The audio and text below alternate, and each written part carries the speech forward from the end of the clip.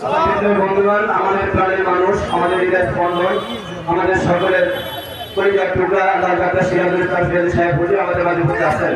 মূল্যবান বক্তব্য রাখবেন। আমি শুধু দুইটা কথা বলে শেষ করবো। প্রথম প্রশ্ন, আমরা দীর্ঘদিনের চাপা কলেজে বন্দী ছিলাম। আমরা শুরু করি এই যে 16 বছরের স্বৈরাচার। আপনাদের প্রশ্ন করি, স্বৈরাচার কি শুধু শেখ হাসিনা ছিল না, এর আগেও ছিল? শেখ হাসিনা ছিল না, আগেও ছিল। বারবার যারা আমাদের ভোটে নির্বাচিত হয়েছে তারা প্রত্যেকেই এক একজন স্বৈরাচার আবির্ভূত হয়েছে। গতানুগতিক ভোটের পদ্ধতির মাধ্যমে আবারও যদি কেউ ক্ষমতা আসে, সে আর একজন স্বৈরাচার হবে।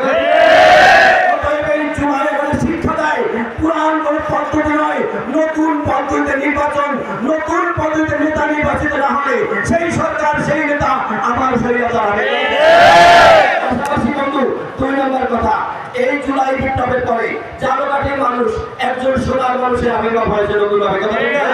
আমরা দীর্ঘদিন যাবৎ যাকে আমরা পাশে পেয়েছি, যিনি এতদিন পর্যন্ত রুহানিয়াতের মাঠে ছিলেন, যে সমস্ত যুবকরা নেশা করত, খারাপ পথে যেত, নামাজ পড়তো না, সেই সমস্ত যুবকদেরকে যিনি দিনের পথে আলোর পথে রেখেছেন, তিনি হচ্ছে আমাদের জালকাঠি মানুষের প্রাণের স্পন্দন আল্লাহ ডাক্তার সিরাজুল ইসলাম। টেকনাফ থেকে তেঁতুলিয়া, রূপসা থেকে পাতুলিয়া, যদি কোনো প্রার্থীকে এক নামে চেনে, সে হচ্ছে ডাক্তার সিরাজুল ইসলাম।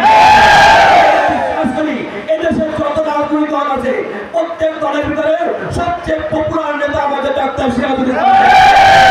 আমি আপনাদের একটা প্রশ্ন রাখতে চাই, আপনাদের সন্তান এবছর পীর সাহেব চরমায় মনোনীত হয়ে হাত পাকার প্রতিনিধি করার জন্য আসছেন। আমরা আমাদের সময়, আমাদের শ্রম, আমাদের অর্থ, আমাদের জীবন উৎসর্গ করে আমাদের নেতা ডাক্তার সিরাজুল ইসলাম সিরাজির ডানে বামে সামনে পিছনে সর্বোচ্চ থাকতে কারাগার আছে। আপনারা জানেন, রাজধানীতে কয়েকদিন আগে আমাদের জুলাই ছুটির সবচেয়ে মহানায়ক শাহেকের চরমার বিরুদ্ধে, পীর সাহেব চরমার বিরুদ্ধে স্লোগান হয়েছে। এই শাহেক আমাদের জালকাঠি আসতেছে। আমরা শাহেকের পাশে থেকে তারা দেখিয়ে দিতে চাই যে প্রাণের শাহেক এই দেশের কোরআন